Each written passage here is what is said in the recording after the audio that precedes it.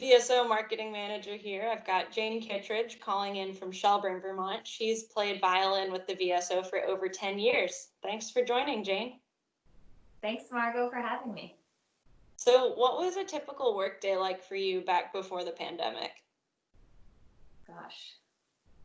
Well, I didn't have a real typical workday, but the week itself would conform to somewhat of a pattern. Like on Thursdays and Fridays, I would usually be the days that I either had performances at night or rehearsals in the afternoons and evenings. And Saturdays, I usually have a rehearsal in the afternoon and a concert at night.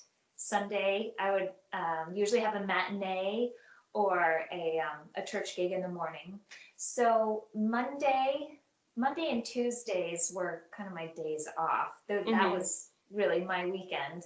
And I would usually, all days of the week, I'm an early riser, so I like to get up in the morning, usually like to go outside. And when I get back, I like to start my day with some breakfast and some practicing, or some emails, and either teaching late morning or early afternoon, and rehearsing and concertizing.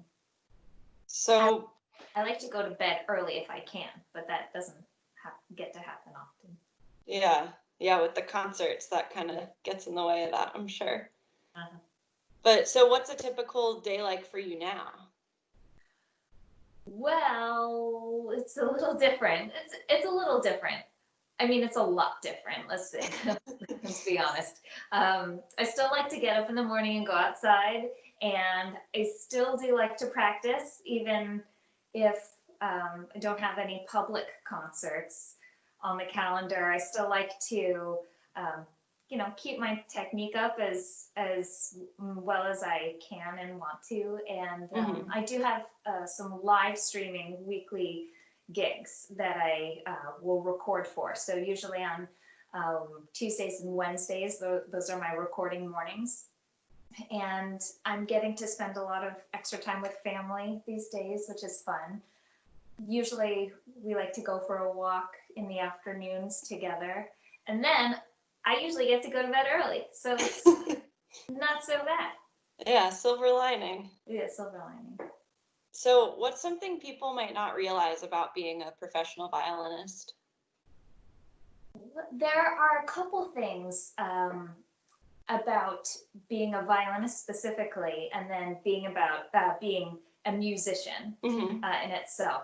Violinist is kind of hard to know what I don't know. It's hard to know how weird I am to other people, let's put it that way. For me, I love butternut squash, but I have this fear of cutting it, because I just have a fear of like big knives and hard produce, I guess. I love tennis, but I don't like to play tennis because I worry I'll get arm strain and that'll make that hard to play. I've been told that I have really good reflexes when I drop something. I can usually catch it. So I think that's another hand-eye coordination thing, which works to my advantage, I'd like to think. About being, well, a couple of things about being a musician in general. I've never filed taxes in less than 3 states. Usually it's 4.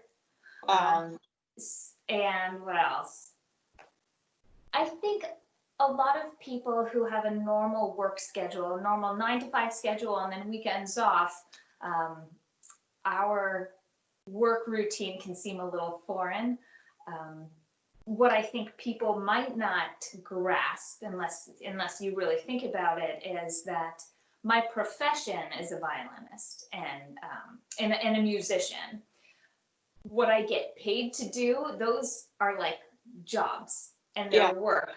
But my day-to-day, like hard earning work is being a violinist, and that means being in the practice room and practicing my craft. So I can do those jobs and those gigs. So that's it's not like I go to an office, and then can go home and not deal with work, because my work is kind of what I do and it's a lifestyle. And that's something I love about it. And when I get frustrated with it, it's something I get very frustrated with. I can't really escape it, but that's the wonder of being a musician and getting to live with music kind of in your head all the time. What's the most unusual show you've ever played? Oh my gosh. Unusual. I've played many wonderful concerts with the VSO, especially on our summer tour, our fall tour. Some of those are just beautiful and irreplaceable. And there's some that are full of spirit, like our Pops, our Holiday Pops tour. But in terms of unusual, I'll have to go back to my days in New York City. I was a freelance violinist after I finished conservatory for a number of years, and I would get asked to play proposal gigs. So I'd be hired to, so for one, let's say I was hired to hide in Central Park behind a tree next to a fountain at 10:30 at night, because someone wanted to propose to his girlfriend. So I go to the park about 15 minutes early, and it wasn't very warm. Like, I don't tell the people who made my violin that I did this. It was a little chilly outside, but I got to the park, I opened my violin, and I was ready to go, and it was pitch black, but I was trying to see if that couple was the couple, if that couple. And then I see a policeman come up to me, and he says, "Ma'am, what are you doing?" And I said, "Shh, someone's about to propose, and I'm going to play their favorite song." And he said, "Oh, I'm sorry." And he goes back into his car, which was parked around just very close by with the lights off. And then, so the guy comes in, he kneels down, she starts screaming, I jump out, I start playing, and she says yes. And then the cop car starts flashing his lights, and it was just very festive and fun. And it was a short gig, and it paid well, so it was great. And you didn't even get arrested. And I didn't even get arrested. Thank God. So last question, what's your favorite Ben & Jerry's flavor? I mean, I can't believe this is a question. White Russian, obviously. I've never had that. You have not lived. Okay.